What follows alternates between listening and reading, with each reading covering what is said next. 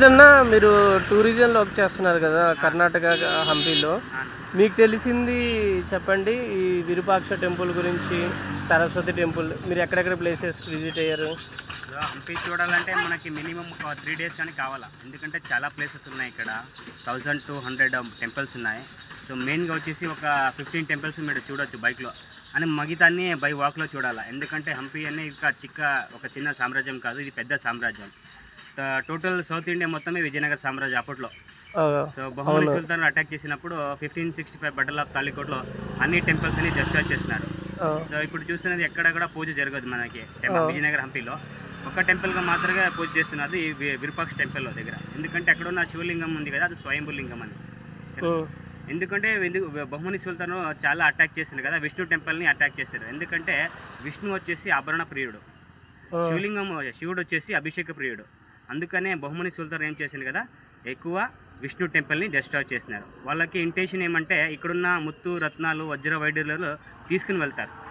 బెటల్ of తాళికోట యుద్ధలో total 6 months ఇక్కడ వచ్చేసి 3 months temples markets అని డిస్ట్రాయ్ చేస్తారు.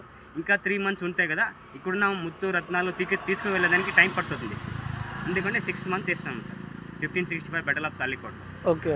సో చూడాలంటే నేను చాలా ప్లేసెస్ ఉన్నాయి. అదే నేను చూశాను లాస్ట్ టైం హంపీకి వచ్చాను. ఇప్పుడు సరస్వతి టెంపుల్ ఇక్కడెక్కడ లోపలికి వెళ్ళి చూస్తున్నా. అంటే బుక్స్లో చదివాం కానీ కంటితో వచ్చి లైవ్లో చూడది వేరే అవుతుంది, బుక్లో చేసింది వేరే అవుతుంది.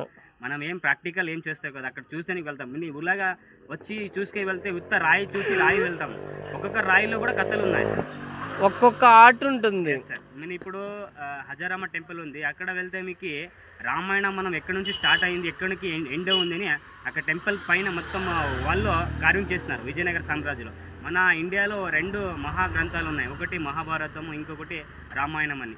అక్కడ ఇక్కడ వచ్చేసి కిష్కింద నగరం, విజయనగర స్థాపనం చేసిన ముందర ఇది కిష్కింద నగరం అండి. ఇక్కడ రాముడు వచ్చేసి వాలిని సంహారం చేసుకొని సుగ్రీని పట్టాభి చేసుకొని ఇక్కడ నుంచి వానర సైన్యం తీసుకుని వెళ్తారు లంకాకి, సీతాకి అన్వేషణ చేసేదానికి. ఈ ప్లేస్ కిష్కింద నగరం అంటారు మేము టోటల్. ఓకే, నేను మళ్ళీ కలుస్తాను మిమ్మల్ని. 4 months ఇక్కడే స్టే చేసిన వాళ్ళు. మళ్ళీ కలుస్తాను, మనం మళ్ళీ జర్నీ చేద్దాం. Thank you. జై శ్రీరామ్. జై శ్రీరామ్.